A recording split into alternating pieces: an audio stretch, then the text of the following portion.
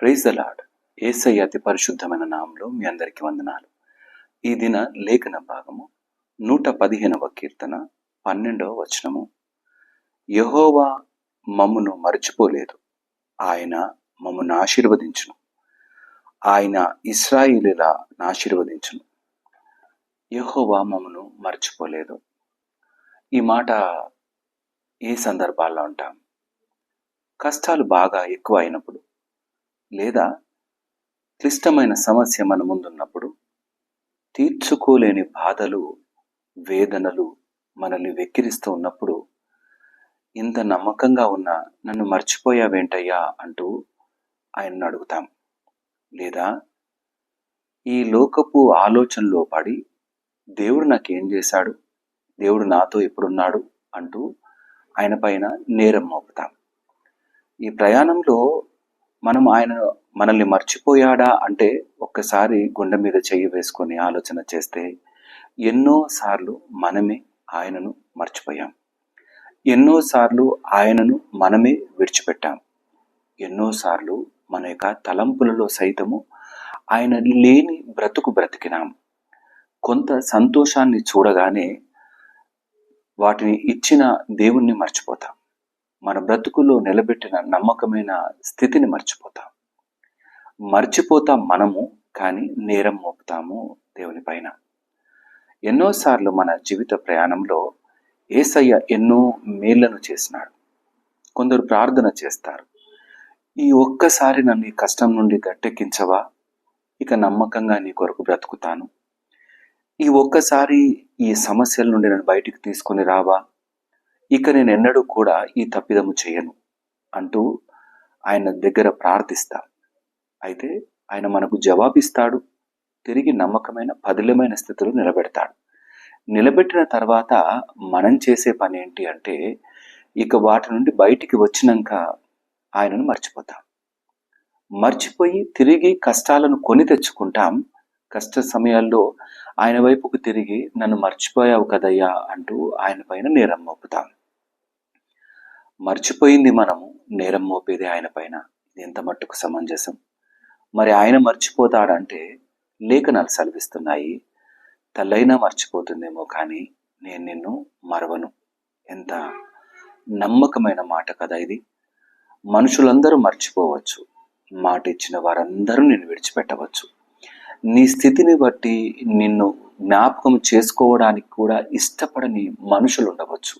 కానీ నీది ఏ పరిస్థితి అయినా సరే యేసయ్యకు నీ పరిస్థితి బాగా తెలుసు. నిన్ను మరవలేదు.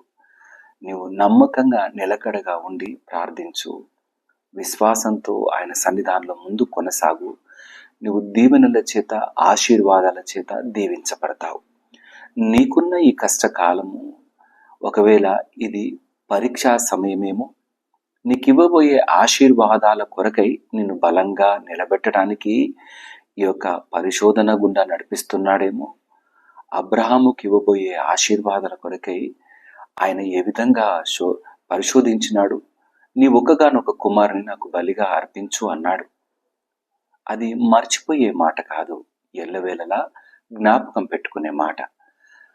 మనుషుల మాట తారుమారవుతుందేమో కానీ ఆయన మాటలో ఒక్క పొల్లైనా తప్పుపోదు, విడిచిపెట్టే స్థితి ఉండదు. నా బ్రతుకులో అటు మంచి స్థితి రాబోతుందన్న సంగతి మర్చిపోవద్దు. ఆయన నిన్ను మరవలేదు, నీకున్న స్థితిగతిని మరవలేదు.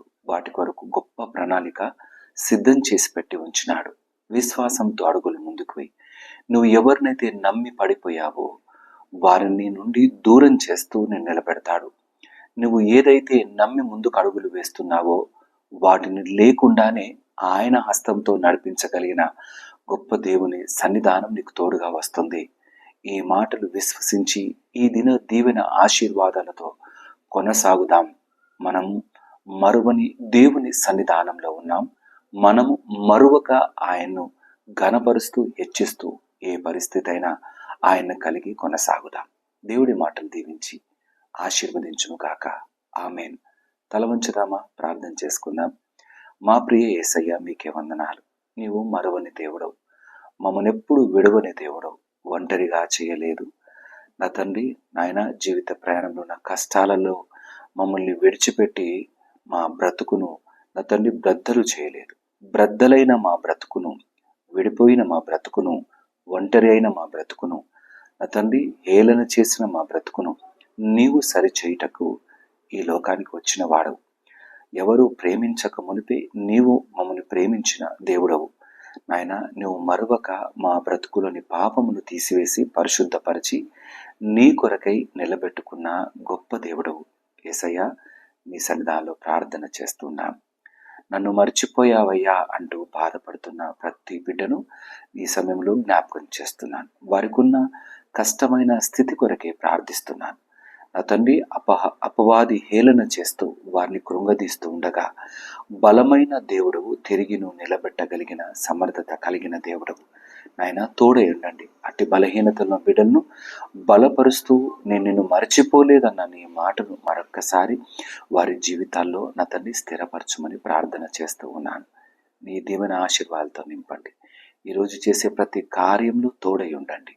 నా తండ్రి, నీవు జంటగా ఉన్నావని, తోడై ఉన్నావని, బ్రతుకును మార్చేవాడవని, మరువని వాడవని ఎల్లవేళలా మేము జ్ఞాపకం పెట్టుకుని బహుధైర్యముగా వెళుతున్న ప్రతి ప్రదేశానికి నీ సన్నిధానం తోడుగా వస్తున్నదన్న మాటను జ్ఞాపకం పెట్టుకుని విశ్వసిస్తూ నీ వాక్యపు వెలుగులో ముందుకు నడిచే అతను నీ యొక్క ఆశీర్వాదాలు పొందే జీవితంలో స్థిరపరచుమని ప్రార్థన చేస్తూ యేసయ్య అతి పరిశుద్ధమైన నామములో అడిగి ప్రార్థించి వేడుకుంటున్నాము నా తండ్రి.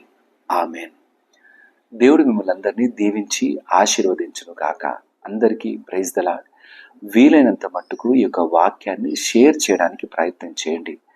సబ్స్క్రైబ్ చేసుకుంటే ప్రతి దినము ఈ యొక్క వాక్యాన్ని అప్లోడ్ చేసినప్పుడు మీకు నోటిఫికేషన్గా వస్తుంది. కాబట్టి షార్ట్ మెసేజెస్ని చూసి దేవుని దీవెనలను, ఆశీర్వాదాలను పొందాల్సిందిగా నేను మనవి చేస్తున్నాను.